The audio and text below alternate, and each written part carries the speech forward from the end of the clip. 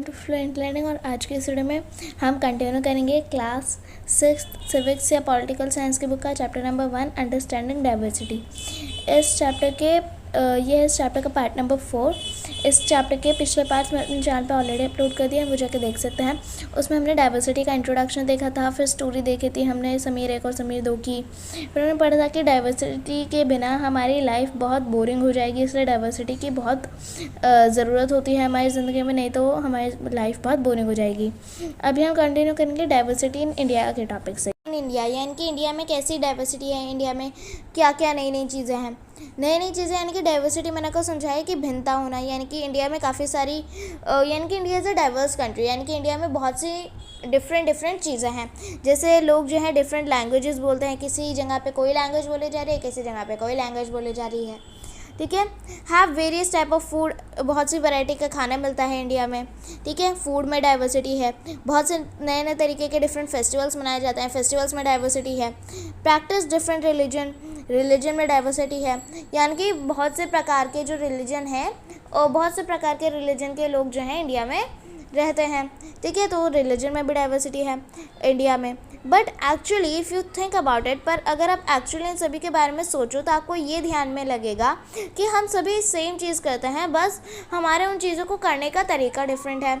जैसे आप ये मानते हो कि सभी रिलीजन के लोग जो हैं प्रेयर करते हैं, सभी रिलीजन के लोग प्रेयर करते हैं, पर हमारा प्रेयर करने का बस तरीका डिफरेंट है। यानी कि मुस्लिम्स और क्रिश्चियंस जो हैं उनका प्रेयर करने का तरीका डिफरेंट है। मुस्लिम्स मस्जिद में जाते हैं प्रेयर करने के लिए, और क्रिश्चियंस जो हैं चर्च में जाते हैं प्रेयर करने के लिए। तो उनका वो प्रेयर तो कर रहे हैं, उनका मेन मोटिव क्या है, प्रेयर करना, बस उनका करने का तरीका डिफरेंट है, ठीक है।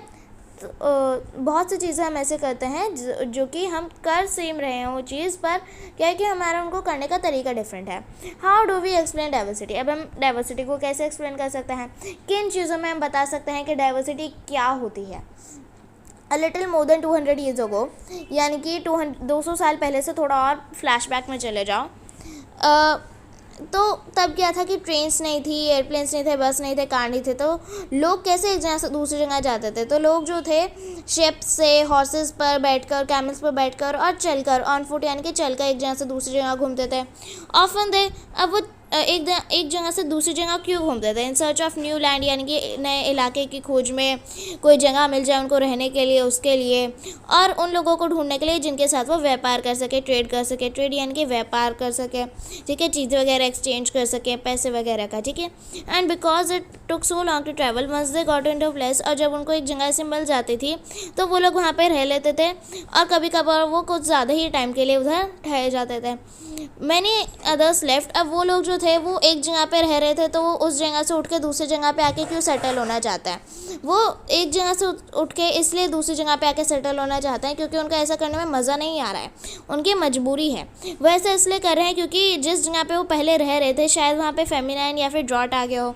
फेमिनाइन मतलब भुखमरी आ गई हो, जैसे कि जब अकाल पड़ जाता है और जब सूखा पड़ जाता है, ठीक है, अकाल और सूखा मतलब एक ही होता है। जब सूखा पड़ जाता है और कभी फ्लड आ जाती है तो क्या होता है, फ्लड में होता है कि पानी जो होता है गंदा हो जाता है, उसकी वजह से पानी की कमी हो जाती है, खाने की कमी हो जाती है। तो ऐसी कंडीशंस को जब खाने पीने, जैसे अकाल और फ्लड जब आ जाती है, अकाल और जब बाढ़ आ जाती है, तो खाने और पीने की कमी हो जाती है और लोग जो है खाने पीने की कमी की वजह से मरने लग जाते हैं। तो इसको फेमिनाइन कहते हैं, ऐसी कंडीशंस को फेमिनाइन कहते हैं, यानी कि भूखमरी जब आ जाती है, यानी कि लोग जो है भूख की वजह से मरने लगते हैं और खाना जो है उनको इनफ नहीं मिल पाता। तो लोग जो है, बहुत से लोग जो हैं अपनी एक जहाँ पे वो रह रहे थे उसको जगह को छोड़ के किसी और जगह पे आके रहने लग जाते हैं, क्योंकि जिस जगह पे वो पहले रह रहे थे वहाँ पे फेमिनाइन आ जाती है, भुखमरी आ जाती है, या फिर अकाल पड़ जाता है। या फिर ऐसा भी हो सकता है कि वो मतलब काम की तलाश में घूम रहे हो कि उनको काम मिल जाए, जॉब मिल जाए, ठीक है, उसकी तलाश में भी वो एक जगह से दूसरी जगह घूमते हैं कुछ लोग। और जो दूसरे बचे हुए लोग हैं वो क्यों घूमते हैं, उनको मज़ा आ रहा होता है, नहीं, उनको घूमना इसलिए पड़ता है, मतलब एक जगह से दूसरी जगह इसलिए जाना पड़ता है क्योंकि जिस जगह पे वो पहले रह रहे थे वहाँ पे एक वॉर छिड़ गई हो, यानी कि वहाँ पे लड़ाई हो गई हो, एक बड़ी लड़ाई हो गई हो वहाँ पे, इसलिए उन्होंने वो जगह को छोड़ दिया और कहीं और आके रहने लगे।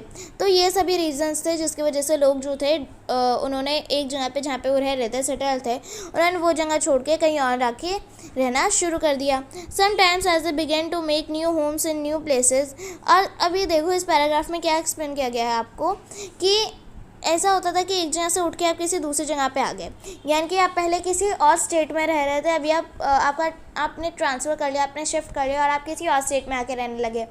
तो क्या होगा कि वहाँ पे आप अपने दूसरे पिछला जो स्टेट था उसमें जो आपकी लैंग्वेज थी वो भी आप थोड़ी बहुत वहाँ पे बोलोगे। तो ऐसे क्या था कि तो एक जगह से दूसरी जगह जब उठ के लोग आते थे, सेटल होने के लिए लोग आते थे, तो क्या करते थे कि इधर जो नई जगह उनकी आई है तो इस नई जगह में वो अपने जो पुरानी जगह जिसमें वो रह रहे थे उसकी लैंग्वेज, म्यूज़िक, रिलीजन वगैरह वगैरह जो चीज़ें हैं, कल्चर, खाने की वैरायटी, हाँ वो सारी चीज़ें जो हैं उनका मिक्स एंड मैच उस नई जगह पे आके कर देते हैं, क्योंकि उस नई जगह का खुद का लैंग्वेज होगी, खुद का खाने की वैरायटीज़ होंगी, खुद का म्यूज़िक होगा, खुद का कल्चर होगा, ठीक है। तो ये सारी चीज़ें उस रीजन के पहले से ही होंगी।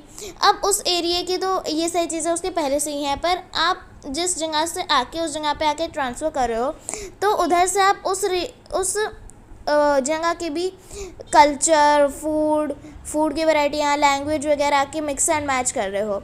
तो क्या है कि ये सारी चीज़ें इस जगह पे आके उनका मिक्स एंड मैच हो जाता था, लैंग्वेज इस जगह की इस जगह पे आके मिल जाती थी पहले के टाइम में। इसकी वजह से क्या होता था कि नई वैरायटियाँ निकल कर आती थी, लैंग्वेज, खाने की, म्यूज़िक की और रिलीजन की, इस मिक्स एंड मैच की वजह से, और कुछ नई चीज़ें और डिफरेंट चीज़ें हमें देखने को मिलती थी।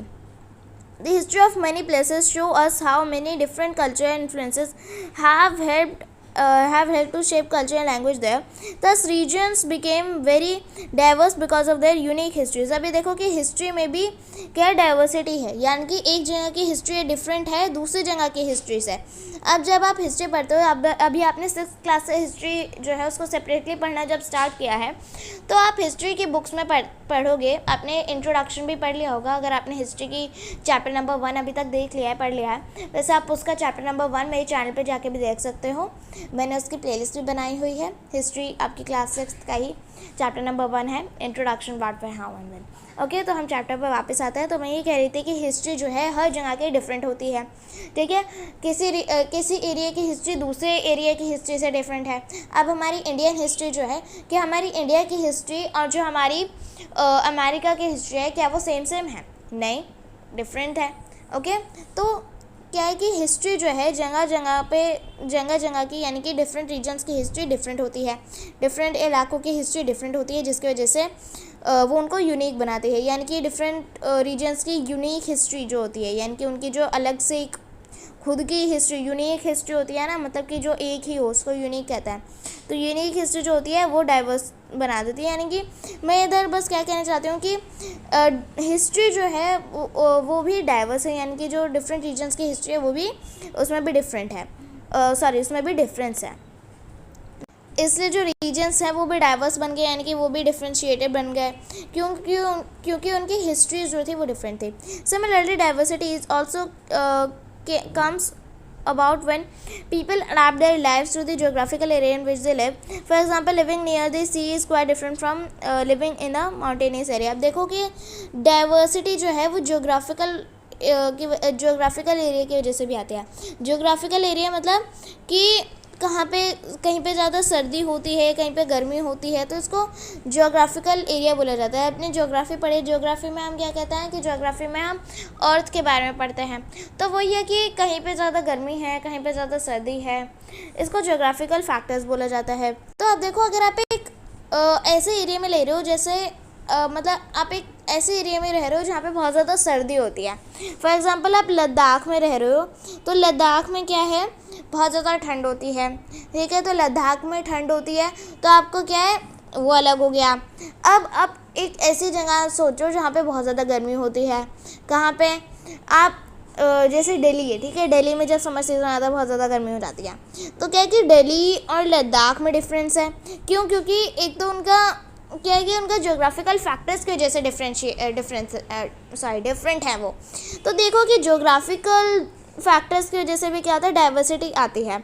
यानी कि किसी जगह पे ज़्यादा ठंडी है, किसी जगह पे ज़्यादा गर्मी है, तो इसकी वजह से वो दोनों रीजन्स जो हैं, वो दोनों जो एरिया हैं वो डिफरेंट बन जाते हैं। ठीक है, तो इसी को हम कहते हैं ज्योग्राफिकल फैक्टर्स की वजह से डाइवर्सिटी आती है। यानी कि हमने देख लिया हिस्ट्री की वजह से आती है डाइवर्सिटी, और ज्योग्राफी की वजह से आती है ज्योग्राफी की वजह से आती है डाइवर्सिटी। यानी कि कहीं पे ज़्यादा कोल्ड है किसी रीजन में और कहीं पे ज़्यादा हॉट है कोई रीजन, तो क्या है कि उनकी ऐसे ज्योग्राफिकल फैक्टर्स उनको कहते हैं जिनकी वजह से वो दोनों जो एरिया हैं, वो दोनों जो रीजन हैं वो डिफरेंट बन जाते हैं। ठीक है, इधर आपको एक दूसरा एग्जांपल भी दिया हुआ है जो मेरे लद्दाख और दिल्ली का एग्जांपल था, उससे डिफरेंट भी एक एग्जांपल दिया हुआ है। For example living near A C, यानी कि अगर कोई पर्सन सी के मतलब सी के पास रहता है, यानी कि समुद्र के पास रहता है कोई पर्सन, वो उसकी जो ज़िंदगी है वो डिफरेंट होगी एक ऐसे पर्सन की जो कि पहाड़ों पर रहता है। अब जो पर्सन पहाड़ों पे रहता है और जो पर्सन सी के पास रहता है, जो समुद्र के पास रहता है, क्या उनकी ज़िंदगी सेम होगी? नहीं, वो दोनों अलग अलग टाइप का खाना खाते होंगे। अगर ये पर्सन जो है सी के पास रहता है तो उसको जो सी से खाना मिलता है, सी फूड जिसको हम कहते हैं, वो खाएगा। ठीक है, वेजिटेरियन होगा तो एक दूसरी चीज़ें ढूंढ लेगा सी के पास जो उसको मिलेगी, क्योंकि वो सी के पास रहता है तो वो ऐसी चीज़ें ढूंढेगा जो कि उसको सी के पास ईजिली मिल जाए खाने के लिए। ठीक है, अब वहीं अगर दूसरी ओर कोई पर्सन पहाड़ों पर रहता है तो पहाड़ों पर वो पहाड़ों पर सी फूड खा सकता है? नहीं। अगर उसको सी फूड खाना है तो क्या वो तभी उसको पहाड़ों से नीचे उतरना पड़ेगा। पर आप तो ऐसी चीज़ें खरीदोगे ना जो आपको इजीली अपने घर के पास मिल जाए। यानी कि अगर आपको अपने घर के पास जो चीज़ें मिल रही है आप वही जाके खरीदोगे और वही जाके लाओगे। ठीक है, आपको दूर जाने की ज़रूरत नहीं है। जब तो क्या है कि अगर कोई पर्सन माउंटेन्स पर रह रहा है तो वो ऐसी चीज़ें खाएगा ना जो उसको माउंटेन्स पर ईजिली मिल जाए। ठीक है, या फिर वो जंगलों में जाके चीज़ें ढूंढेगा? नहीं, जो उसको माउंटेन्स पर इजीली चीज़ें मिल जाती हैं वो खाता है। तो उनकी डिफरेंट है उसमें भी वो लोग। यानी कि जो सी के पास रहने वाले पर्सन है और जो माउंटेन्स पर रहने वाले पर्सन है उसमें भी क्या है, खाने का डिफरेंस है और भी नए नए डिफरेंस है, उनके रहने की जगह डिफरेंट है। तो इसकी वजह से भी डाइवर्सिटी आती है, यानी कि ज्योग्राफिकल एरिया की वजह से भी डाइवर्सिटी आती है। ओके, आई होप आपको ये समझ में आया हो। Not only do people have different clothing और eating habits but even the kind of work they do are different. यानी कि बस सी के पास रहने वाले पर्सन और माउंटेन पे रहने वाले पर्सन की बस पहनावा, मतलब उनके वो कैसे कपड़े पहनते हैं, और उनकी ईटिंग हैबिट्स, यानी कि सी के पास रहने वाले जो पर्सन है वो सी फूड खाएगा और जो माउंटेन के पास रहने वाला पर्सन है वो कोई और चीज़ें खाएगा। तो उनके पास खाने पीने की और उनके पहनने की चीज़ें जो हैं वो डिफरेंट नहीं है, पर उनको वो कैसा, मतलब वो काम क्या करते हैं वो भी डिफरेंट है। यानी कि जो सी के पास रहने वाला पर्सन है वो फिशिंग करेगा सी फूड के लिए, और जो माउंटेन पे रहने वाला पर्सन है वो डिफरेंट एक्टिविटीज़ करेगा। ठीक है, तो उनके काम भी डिफरेंट है। In cities, it is often easy to forget how closely people's life are tied to their physical surroundings. This is because in cities, people seldom grow their own vegetables and grains. Instead, they depend on market to buy all the food and other goods what they need. यानी कि जो cities में रहने वाले लोग हैं, cities में रहने वाले लोगों की जो ज़िंदगियाँ हैं वो टाइड हैं, यानी कि जुड़ी हुई हैं उनकी जो फिज़िकल, यानी कि जहाँ पे वो जिस जगह पे रह रहे हैं अपनी सराउंडिंग्स हैं। जो सिटी में रहने वाले लोग हैं वो खुद की वेजिटेबल्स तो उगाते नहीं हैं। जो सिटी में रहने वाले बच्चे हैं, क्या आप लोग अपनी घरों की छतों पे क्या खेती बाड़ी करते हो? नहीं करते हम। ठीक है, छोटी मोटी हम जो पेड़ पौधे हैं वो उगा लेते हैं, पर हम कोई खेत नहीं खोल के बैठे हैं ना सिटीज़ में। ठीक है, तो लोग जो हैं वो सिटीज़ में जो रहते हैं वो अपनी खुद की वेजिटेबल्स खेतों में नहीं उगाते हैं, खुद के ग्रेन्स और वेजिटेबल्स खेतों में नहीं उगाते हैं। इंस्टेड वो किस पर डिपेंडेंट है, वो मार्केट जाते हैं, मार्केट्स पर डिपेंडेंट है अपनी खाने पीने की और नई नई चीज़ें, मतलब कि गुड्स यानी कि सामान। ठीक है, तो सामान खरीदने के लिए और खाने का सामान जो वेजिटेबल और फ्रूट्स वगैरह हैं, जो मसाले वगैरह, ये सारी जो ग्रेन्स, ये सारी जो चीज़ें हैं खाने पीने की चीज़ें, और जो हमारा दूसरा सामान है वो ख़रीदने के लिए हम जो सिटी में रहने वाले लोग हैं वो किन पर डिपेंडेंट है? मार्केट्स पर, कि मार्केट जाएंगे ये सारी चीज़ें खरीद के लाएंगे। पर जो विलेज वाले लोग हैं, विलेज वाले लोग क्या करते हैं, जो कि जिनके खुद के खेत हैं वो एग्रीकल्चर करके अपनी खुद की वेजिटेबल और ग्रेन्स उगाते हैं एंड वो वही खाते हैं। ठीक है, तो क्या है कि सिटी में रहने वाले लोग और विलेज में रहने वाले लोग में भी डिफरेंस है। और सिटी में रहने वाले लोगों मैंने बता दिया कि वो क्या कहते हैं कि खुद की वेजिटेबल और ग्रेन्स नहीं उगाते हैं। इंस्टेड वो किन पर डिपेंडेंट है? मार्केट्स पर डिपेंडेंट है, ताकि अपनी फूड के लिए और नए नए गुड्स यानी कि चीज़ें खरीदने के लिए। ठीक है, जो उनको चाहिए। Let us try to understand what we mean when we say that historical and geographical factors influence the diversity of a region. We do this by reading about the life in two different parts of the country, Kerala and Ladakh. अभी देखो कि अब जैसे मैं आपको बताया था कि एक जगह की हिस्ट्री और जो ज्योग्राफी है, यानी कि एक जगह के हिस्टोरिकल और ज्योग्राफिकल फैक्टर्स जो हैं, यानी कि वो जगह कैसी है, वो ठंडी है, गर्म है, कैसे उसके ज्योग्राफिकल फैक्टर्स हैं, यानी कि उधर टेम्परेचर कैसा है, क्लाइमेट कैसा है, वेदर कैसा है, उधर की सॉइल कैसी है, इन सभी चीज़ों को ज्योग्राफिकल फैक्टर्स कहते हैं. और हिस्टोरिकल यानी कि उस जगह की हिस्ट्री क्या है. तो मैंने आपको बताया था कि हिस्ट्री और ज्योग्राफी की वजह से क्या है, इन हिस्टोरिकल और ज्योग्राफिकल फैक्टर्स की वजह से दो जगहें हैं वो डिफरेंट बनती हैं. तो वो कैसे बनती हैं, इस चीज़ को हम समझेंगे दो डिफरेंट कंट्रीज कंट्री नहीं, दो डिफरेंट स्टेट्स का एग्जांपल लेके, केरला और लद्दाख, जो कि हमारे इंडियन स्टेट्स में इंडिया के स्टेट ही हैं. ठीक है, केरला और लद्दाख. तो इसका जो नेक्स्ट पार्ट है उसमें हम इधर से लद्दाख के बारे में और केरला के बारे में, जो दो स्टेट्स हैं, इनके बारे में इन्फॉर्मेशन पढ़ेंगे. फिलहाल अगर आपको एक्सप्लेनेशन अच्छी लगी हो तो प्लीज़ लाइक करिए, चैनल को सब्सक्राइब करिए. अगर आपको किसी भी टाइप का डाउट हो इस चैप्टर से रिलेटेड तो आप कमेंट सेक्शन में पूछ सकते हैं. Thank you.